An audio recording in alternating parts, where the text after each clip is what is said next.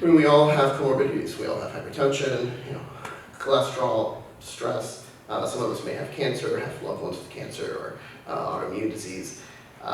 Whenever you get taken care of in our healthcare system here, that data does not belong to you. And then you're also beholden to that ecosystem wherever you go, right? All of us probably whatever state you're in, you have one or two major players, and you kind of have to go there. And your insurance company has to negotiate with them, right? And if you want access to that, if you want to go to get a second opinion or a third opinion, what do? You have to ask nicely to that healthcare provider if you can have your own data. Like, can I have a CD? And they still give you all your information in this little DVD or CD, right? Or in some places they print it out for you.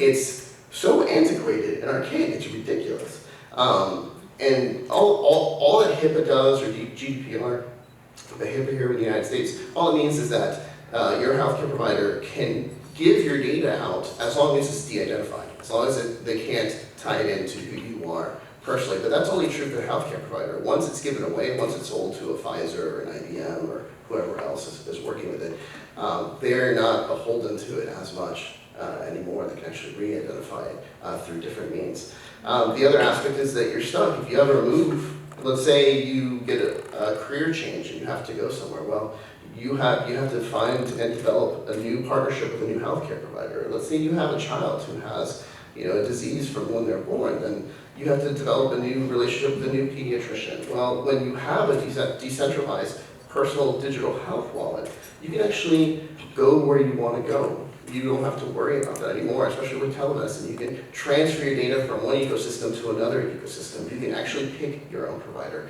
pick who takes care of you, or you can keep the provider that you were born with, keep the provider that knows you intimately for the last 10, 20 years.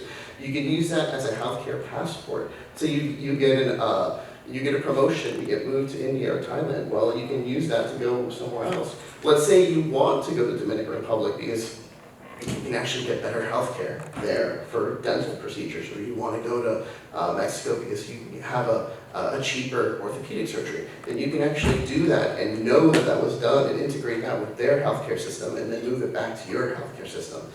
It gives you so much more liberty, so much more freedom. And on top of it off, the same players that are getting that now, you can actually sell it to them, right? Exactly. And as opposed to everything else, you can actually have the choice. You can have the choice to be forgotten, and so people don't get to have your data, or you can actually be compensated and reimbursed to be a part of helping take care of others, helping take care of people from your background, whether it's socioeconomic, whether it's ethnic, whether it's genders, that people that look like you, your family members, and future generations can take advantage of being a part of that solution, or you don't have to be.